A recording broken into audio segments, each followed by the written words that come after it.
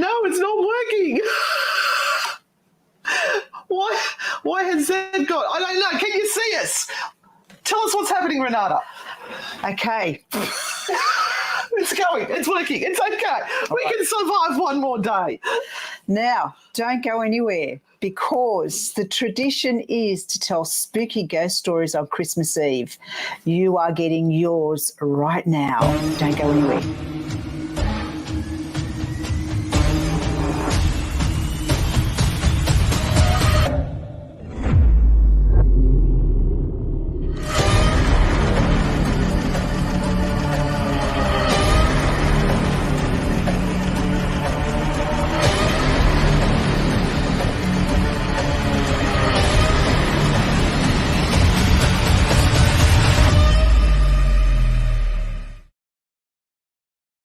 Got a rain in our gamma. It's going nuts. All right. So, hello, Zena. Hello, Dave. Oh, hello, Annabelle. Hello, Annabelle. There we go. And we have a spooky half hour for you, or 20 minutes. Hello, Patrick. Hello, Mr. Keller. How are you? Mr. Keller, who made it to the Higgy Pop list of best podcasts out for 2023. Oh, congratulations. Yes. Well done. Top of the list too. He was the first one off. Oh, first cab off the rank. First cab off the rank. Hello, Rosemary. Hi, Rosemary. So, traditionally, what was happening in good old England and all of those lovely countries was that because this was the darkest, coldest, freakiest time of the year in those places, they would tell ghost stories on Christmas Eve to get the kiddies so wound up that they'd go to bed early, so then Mum and Dad could hide all the Christmas presents and everything. Plus, it was a way of getting through that night. And so we're going to carry on this tradition today and tell you a few ghost stories in that theme so that you can be ready for Christmas tomorrow or whenever it hits you, wherever you are in the world. So I'm going to start off with mine because mine's on my laptop, and if it disappears yet again, I am in dire straits. Is that okay with you? That's okay. Hello, Big Ben Urban Explorations. Merry Christmas. Mwah. So mine is actually called Dark Christmas by Jeanette Winterson. Strap in, settle down, shh, light a candle, drink some wine. Oh, hey, no, you can't steal that from Patrick. He drinks tea. Enjoy the story. We had borrowed the house from a friend none of us seemed to know. High fallen house stood on an eminence overlooking the sea. It was a square Victorian gentleman's residence. The large bay windows looked down through the pines towards the shore. 6 stone steps led the visitor up to the double front door, where a Gothic bell pull released a loud, mournful clang deep into the distance of the house. Laurel lined the drive. The stable block was disused. The walled garden had been locked up in 1914 when the gardeners went to war. Only one had returned. I had been warned that the high brick wall enclosing the garden was unsafe. As I passed it slowly in the car, I saw a faded notice falling off the paint-peeled door. Do not enter. I was the first to arrive. My friends were following by train, and I was to collect them the next day, and then we would settle down to Christmas. I had driven from Bristol and I was tired. There was a Christmas tree roped on the top of my 4x4 and a trunk loaded of provisions. We were not near any town, but the housekeeper had left stacked wood to build a fire, and I had bought a shepherd's pie and a bottle of Rioja for my first night. I don't know what Rioja is. Must be good. The kitchen was cheerful enough once I had got the fire going and the radio playing while I unpacked our festive supplies. I checked my phone. No signal. Still, I knew the time of the train tomorrow, and it was a relief to feel that the world had gone away. I put my food in the oven to heat up, poured a glass of wine, and went upstairs to find myself a bedroom. The first landing had 3 bedrooms leading off it. Each had a moth-eaten rug, a metal bed, and a mahogany chest of drawers. I think we've been to that place. At the far end of the landing was a second set of stairs up to the attic floor. I am not romantic about maids' rooms or nurseries, and there was something about that second set of stairs that made me hesitate. Yet the light ended abruptly at the foot of the stairs as though it couldn't go any further. I didn't want to be near that set of stairs, so I chose the room at the front of the house. As I went to bring up my bag, the house bell started to ring, its jerky metallic hammers sounding somewhere in the guts of the house. I was surprised, but not alarmed. I expected the housekeeper. I opened the door. There was no one there. That hand behind me, Anne, is super scary. Is that your head? I just noticed that. There you go. Okay. I went down the steps and looked around. I admit I was frightened. The night was clear and soundless. There was no car in the distance, no footsteps walking away. Determined to conquer my fear, I walked round a little. Then, turning back to the house, I saw it. The bell wire ran along the side of the house under a sheltering gutter. Perhaps 30 or 40 bats were dangling upside down on the vibrating wire. Whoops!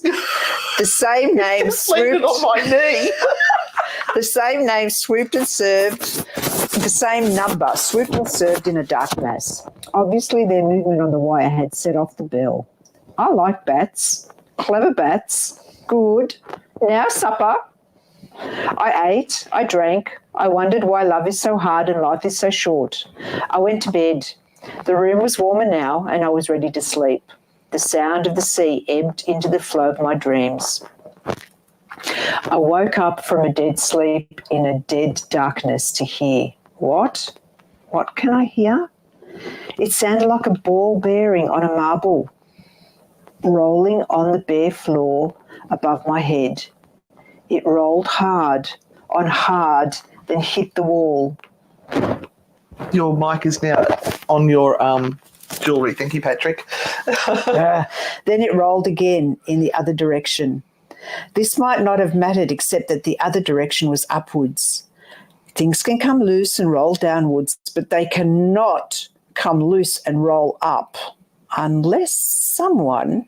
That thought was so unwelcome that I dismissed it along with the law of gravity.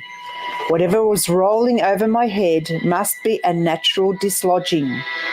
The house was drafty and unused.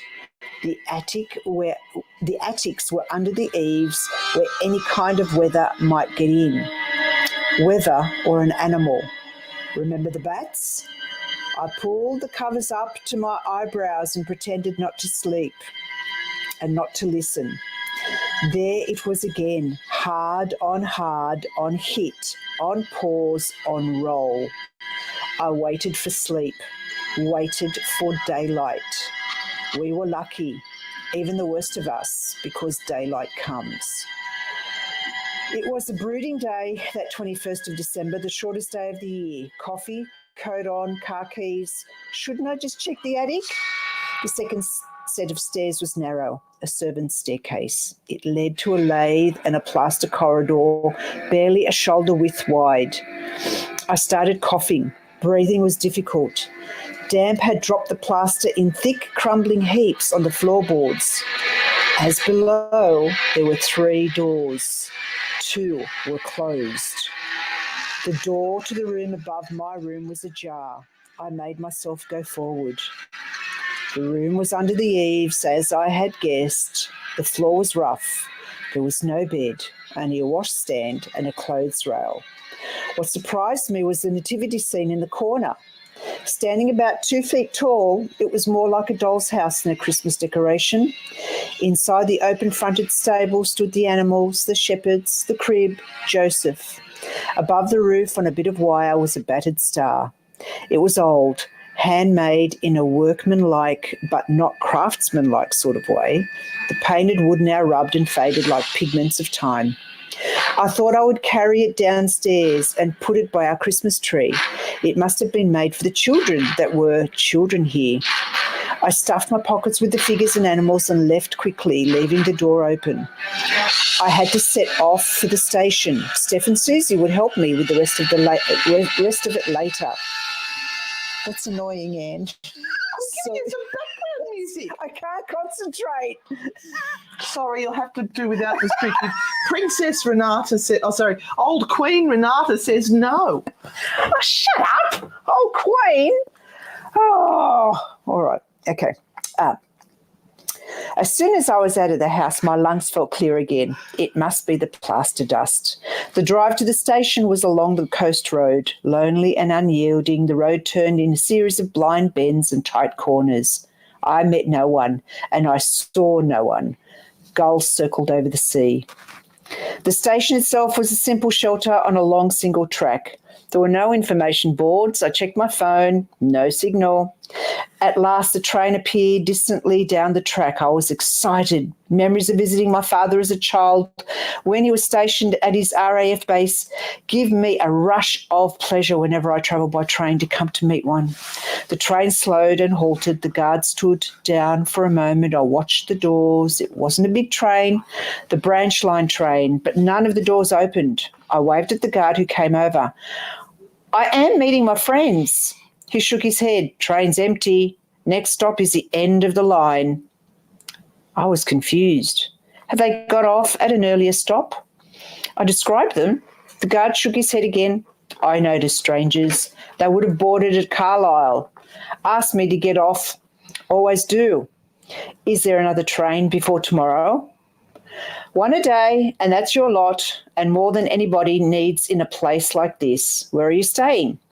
High Fallen House. Do you know it? Oh, we all know it. He looked as if he were about to say something else. Instead, he blew the whistle. The empty train pulled away, leaving me staring down the long track, watching the red light like a warning. I needed to get a signal on my phone. I drove on past the station, following the steep hill, hoping some height wouldn't connect me to the rest of the world. At the top of the hill, I stopped the car and got out, pulling up the collar on my coat. The first snow hit my face with insect insistence, sharp and spiteful, like little bites. I looked out across the whitening bay. That must be High Fallen House. But what's that? Two figures walking on the beach? Is that Stephen and Susie? Had they driven here after all? Then as I strained my eyes against the deceit of the distance, I realised that the second figure was much smaller than the first. They were walking purposely towards the house. When I arrived back, it was nearly dark. I put on the lights, blew the fire into a blaze. There was no sign of the mysterious couple I had seen from the hill. Perhaps it had been the housekeeper and her daughter come to make sure that everything was all right. I had a telephone number for Mrs. Wormwood, but without a signal I could not call her. The snow was thickening in windy swirls. Relax, have a whiskey. I leaned into the warm kitchen range with my whiskey in my hand. The wooden figures I had brought down from the attic were lying on the kitchen table. I should go up and get the stable, but I don't want to. I bounded up the first set of stairs, and at my bedroom I put on the light. That felt better. The second set of stairs stood in the shadow at the end of the long landing. I felt that constriction in my lungs again. Why am I holding onto the handrail like an old man? I could see that the only light to the attic was the top of the stairs. I found the round brown Bakelite switch. I flicked down the nipple. A single bulb lit up reluctantly. Hang on, are you flicking Barb's nipple? That made me wake up, didn't it? The room was straight ahead. The door was closed. I hadn't left it open. I turned the handle and stood in the doorway, the room dimly lit by the light from the stairs. Washstand, nativity, clothes rail. On the clothes rail was a child's dress. I hadn't noticed that before. I suppose I had been in a hurry. Hello? Who's there? I said. There's someone breathing like they can barely breathe, not faint, struggling for breath. I mustn't turn around because whoever or whatever it is behind me. They've got asthma. I stood still for a minute, steadying my nerve. Then I shuffled forward towards the edge of the light coming from the downstairs. My hand gripped something wet. The clothes rail, it must be the dress. My heart was overbeating. Don't panic, don't panic. Strange house, darkness, aloneness. But you're not alone, are you? Back in the kitchen with whiskey, Radio 4 and pasta boiling, I examined the dress. It was for a small child and it was hand knitted. The wool was smelly and sopping. I washed it out and left it hanging over the sink to drip dry. I ate my supper, tried to read, told myself everything was okay. It was only 8 p.m. I went to bed. I decided to arrange the nativity scene, though. Donkey, sheep, camels, wise men, shepherds, star, Joseph. The crib was there, but it was empty. There was no Christ child and there was no Mary. Joseph was wearing a woolen tunic, but his wooden legs had painted. He's wearing a woman's unique. Woolen tunic. Well, okay, I don't have my hearing aids in. Woolen tunic. And after I've heard Barb's nipple, I'm worried. Underneath wooden, Joseph wore a painted uniform. First World War. This is killing me to sit here so still for so long. I know. Okay. Sorry, I didn't know it was this long. My phone beeped. I dropped Joseph, grabbed the phone. It was a text message from Susie. Trying to call you. Leave tomorrow. I pressed call. Nothing. Uh-oh. I tried to send text. Nothing. But what did it matter? Suddenly I felt relief. Tomorrow they would be here. I sat down with the nativity scene. Perhaps the missing figures were inside. I put in my hand. My fingers closed around a metal object. It was a small iron key with a hoop top. Maybe it was the key to the attic door. I went to bed and lay there, eyes staring blindly into the blind ceiling. I don't believe in ghosts, I was telling myself. There was light. Finally, outside the house, hand in hand, stood the still and silent figures of a mother and child that I had seen before. I did not sleep again till daylight. Hurrying to get a coffee, I saw the dress was gone. I had left it dripping over the sink and it had gone. Get out of the house, I said to myself. On the road, there were no car tracks, no noise but the roar of the sea. At the station, I waited. The guard got down from the train when it arrived and he shook his head. There's no one at all. I thought I would cry. I looked at the phone, trying to call you. It said, leave tomorrow. The guard looked at it. Happens it's you who should be leaving, he said. There's no more trains until the 27th and the weather's getting bad. Will you phone my friends and tell them I'm on my way home, she asked. On the slow journey back to High Fallen House, I filled my mind with departure. All I had to do was manage 40 miles. There was a pub and a guest house. I could get there. The house seemed subdued when I returned. I had left the house on, the lights on, and I went straight upstairs to pack my bag. I paused and I breathed.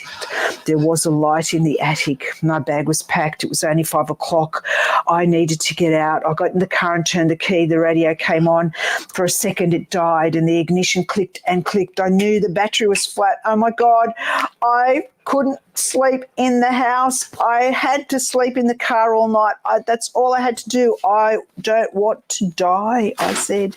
Back in the house, I wondered what I was going to do all night. I must not fall asleep. I began to discover the past. I found a faded velvet photograph album. High Fallen House was built in 1910. I took the album back. I'm missing things now. It's much longer than I thought it was going to be. It was perhaps 2 o'clock. Lord. Shut up. It was 2 o'clock when I heard a child crying. Not a child who had scraped his knee or lost a toy, but an abandoned child.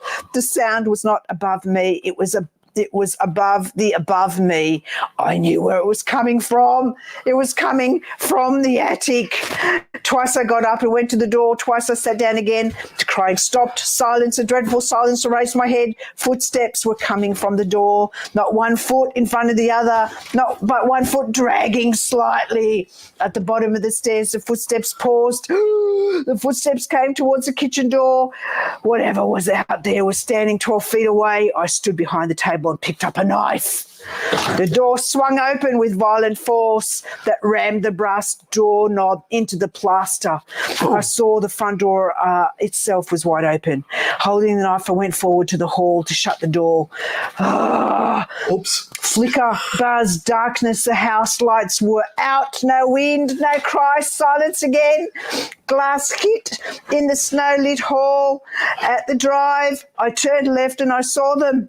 The mother, the child. The child was wearing the woolen dress. I ran forward. I grabbed the child in my arms. But there was no child. I had fallen face down in the snow. Help me! That's not my voice. On my feet now. The mother is ahead of me. I follow her. She's going towards the walled garden. Do not enter, the sign says. There were footsteps in the snow. I followed them. I must put my hand in my pocket. I realised that the key was there. In the room beyond, there was a low fire. On either side of the fire sat the mother and child. She's in the freaking attic. Are we dead then? The woman with the shawl over her head looked at me with deep, expressionless eyes. I recognised her. It was Mary Locke. I don't know who she is. A dusty uniform fell out, crumpling like a puppet. I looked at the knife in my hand. Open the door. Are you there? Open the door. I woke with blinding light. Where am I? A heavy glove was brushing off the snow. I sat up, found my keys, pressed the unlock button. It was morning. Fine mess you've made here, she said. We went into the kitchen. I was shivering so much. Mrs. Wormwood relented and began to make coffee. Alfie fetched me. There's a body in the walled garden. Is that where it is? She said. At Christmas 1914, Joseph Locke had gone missing. Before he left for Flanders, he made a nativity scene for his little girl. When he came back in 1916, he had been gassed. They heard him climbing the stairs, gasping for breath. My mind had gone. She said, are you calling the police? I said, for what? Let the dead bury the dead, she said. Alfie, the guard, went out to see my car. It started first time. The exhaust blew in the white air. I left them clearing up the kitchen and about to set off when I remembered I'd left my radio in the kitchen. Fuck it! I picked up the radio. She went back! She went back for the radio! It wasn't as I left it. Joseph was there, the animals and the shepherds and the worn-out star, and in the centre of the crib there was the star, the wooden figures of a mother and child. Is that it? Yeah. Oh, thank Christ.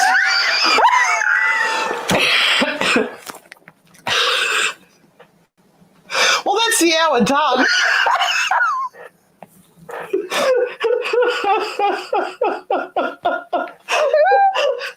That's called Anne's version of sign language. In other words, I'm trying to make things happen. Sorry. I had no idea it was that long and I was trying to miss it. Oh, I'm sorry. I've got to find all my bits of paper now. I might go for the short one. Sorry. This is what happens when you don't print it up. Look, now, peoples, we can go to Russia, to Christmas in Siberia, or we can go to The Christmas Spirit, my mother's story, which takes us back to Christmas Eve in 1946. So do you want Christmas in Siberia or my mother's story? Put it in the comments now because it's up to you guys which one you get to hear. One's a little bit shorter than the other. What do we want? Russia or my mother? Comments, please. I know there's a little bit of a delay there. If you are enjoying this program, make sure that you have subscribed because we don't normally do stuff like this at all. Oh, God. Oh, yeah. Well, I didn't do much for the first part because I was trying to be very polite and let Renata tell her story. But when it started to go on and on, I went, no, fuck that. I'm going to add some entertainment because my ADHD would not let me sit there any longer and be still. Oh, sorry. No, that was a good story, though. It was a very good story. Why are you apologising? Russia. We got 2 for Russia and a lol. Hello, professional paranormal research. I'm actually quite impressed that you're still here, professional paranormal research. We're the Ghost Grannies. We're trying to bring the fun back to the paranormal. If Anne's going to do the actions to the story map for all the stories that is funny as. All right, well, we've got 2 Russias and a mother. So It's Russia. We're going with Russia. It's Russia. Which is the slightly longer one. Or it's actually Siberia, but you know. This is from... what was the name of that? It's a real story. So these ones are real stories. The holidays, a time for warmth, a time for joy, a time for sorcery, superstition, darkness, boredom. At least it is in Russia. Oh, there you go. It was December at last in the far eastern Russian territory of, God, there's going to be foreign words everywhere here. I'm going to make it up, of Primorsky. And I was very keen to experience a Christmas, or whatever they called it, now that I had friends and a girlfriend to share it with. I knew we'd be expected to spend some time with Babushka, but that was a sacrifice I was willing to make. He's going to sacrifice Babushka. You can't do that. The feast of St. Nicholas came and went relatively well, a sort of Russian Thanksgiving where families and friends gathered at a massive feast and talked about good times, bad times, and Babushka's neighbours got drunk. Doing a Russian dance. Naked. Sorry. Not doing that. And passed out in her sauna. Thankfully, we found him in time before he got too dehydrated. The holidays. It turns out the holiday season in Russia starts only when the Feast of St. Nick. Oh, it starts there only with the... It's good as mine. Yeah.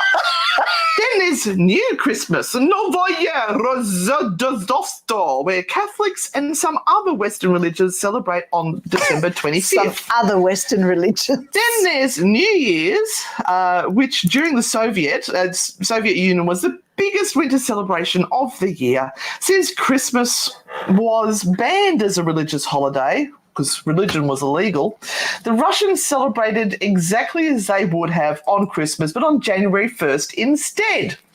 Then, of course, there's Old Christmas, still celebrated on January 6th, as it was on the old calendar.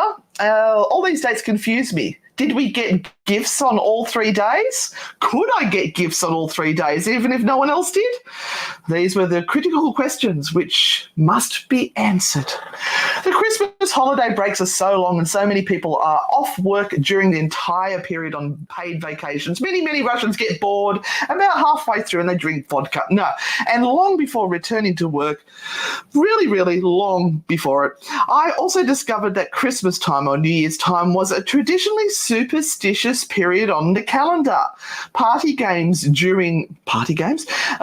popular during these festive family-filled times of year include fortune-telling, unique rituals designed to keep evil spirits away, and of course a favourite holiday pastime, the Ouija board. I didn't know Ouija boards was a big thing in Russia.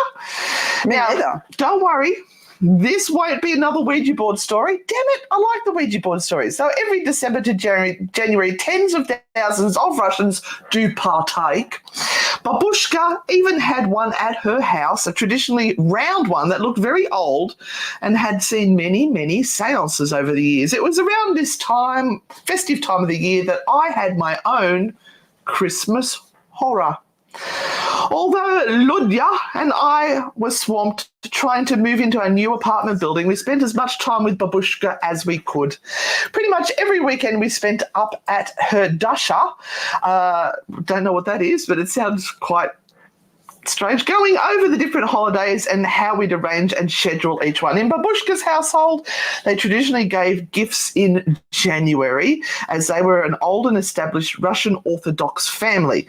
We ended up working out a compromise where Ludya and I would celebrate on December 25th, and we would have another celebration in January with her grandmother.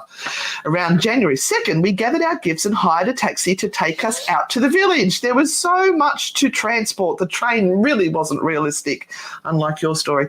Babushka greeted us at the door and supervised as we brought everything in. She was her typical forward self, lingering after kissing me in welcome and grabbing at me as I passed her by.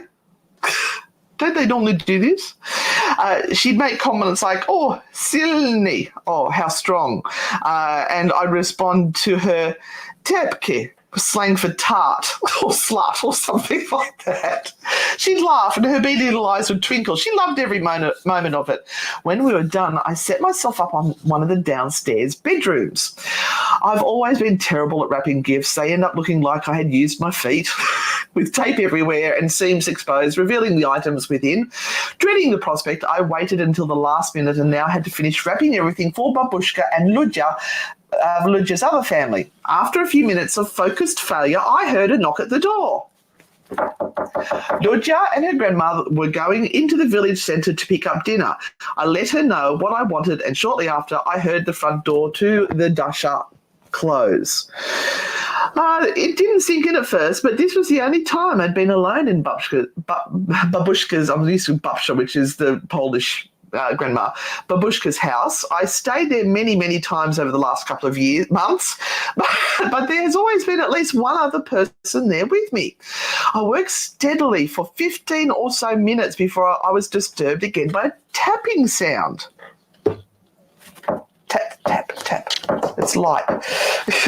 I stopped and looked up, trying to work out where the noise might be coming from. The room wasn't very large and the windows were sealed tightly, so it couldn't be a draft. A few seconds later, it resumed. Tap, tap, tap.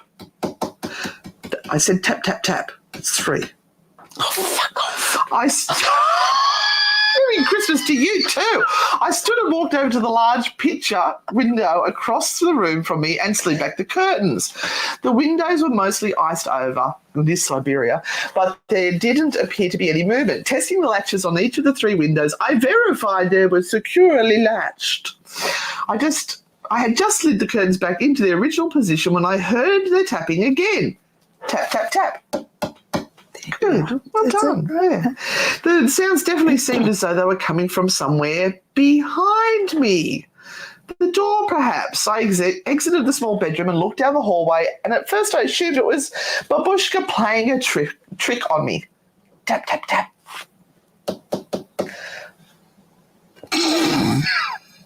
You can't follow direction, can you? Leaving the hallway that led to the bedroom, I stepped out into the large living room where Babushka liked to entertain her guests. I'm worried about that now after he called her a slut. Every wall of the room was covered in a lifetime's worth of small trinkets, photos, religious icons, and the like. I can picture that, because I think I've been to a few of those houses like that. No fire was going, so the large room was quite cold, and I remember shivering a bit and rubbing at my arms. Suddenly I noticed something out of the corner of my eye, a form, dark against the colour of the light coming from the bedroom's open door down the hallway. I snapped my head around, but could see nothing. Have you put your neck out? Only the long, narrow hallway and the glow of the lamps in the room where I'd been working.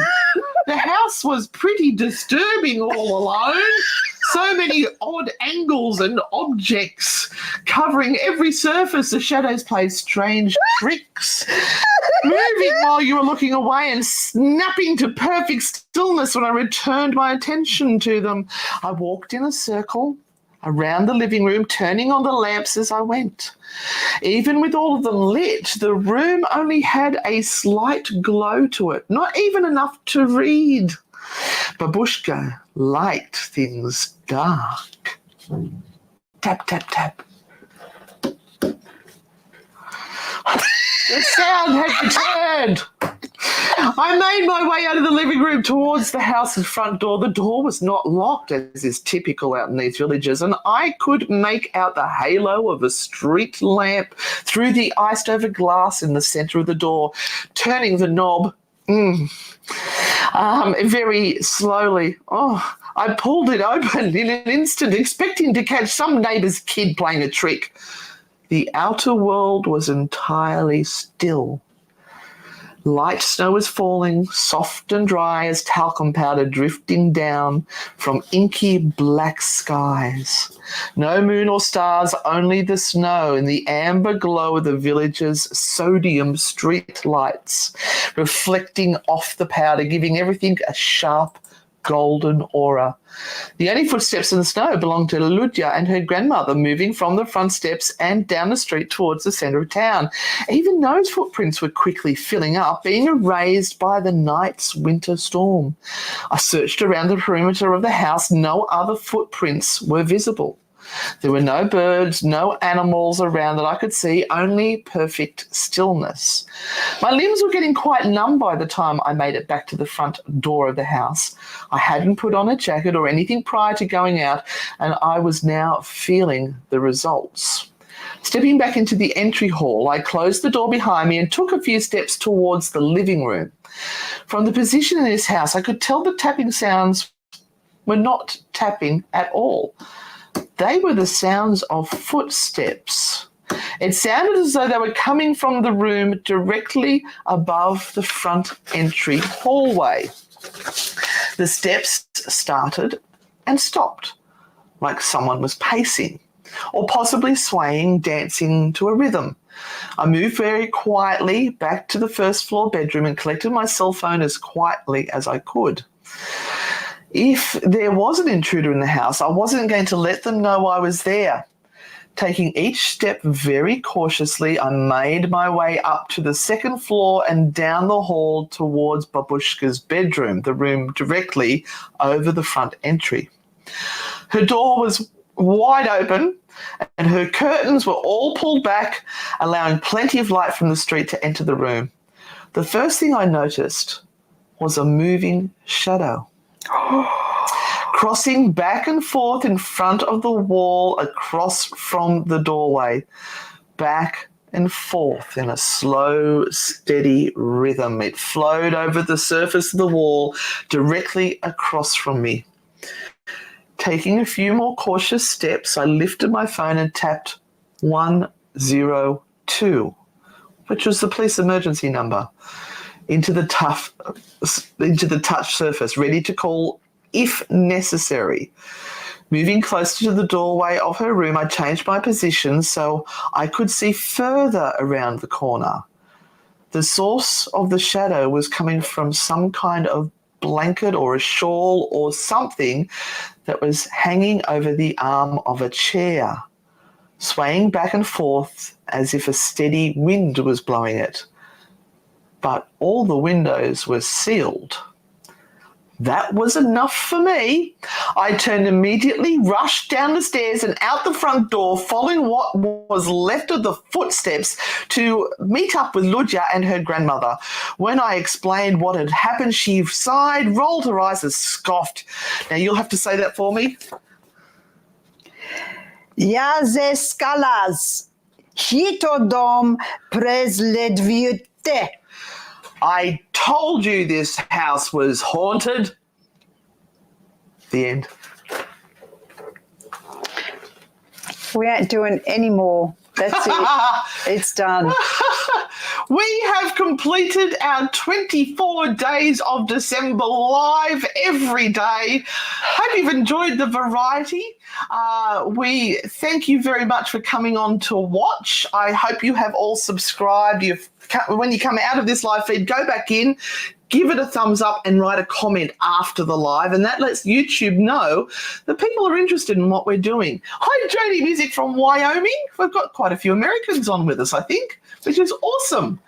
We want to wish you all a really, really awesome Christmas. Happy holidays, and Merry happy Christmas, holidays. Happy New Year, whatever it is. Feliz Navidad. Felicio.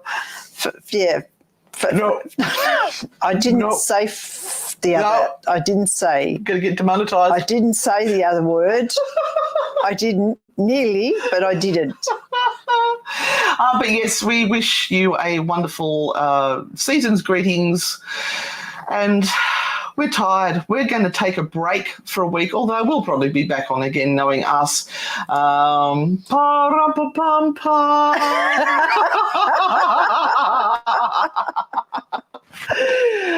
you guys for being with us.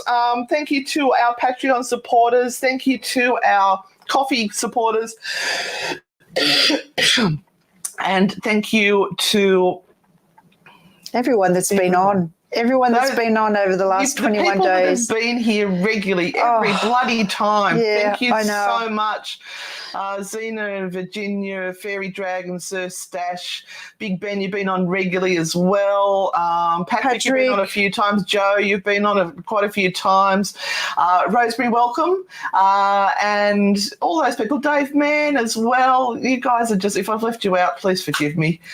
We need to go because we actually start our Christmas celebrations this evening with our Polish families. And I know Santa is going to bypass us and give all our presents to the poor people at the moment. Does that mean you're getting presents?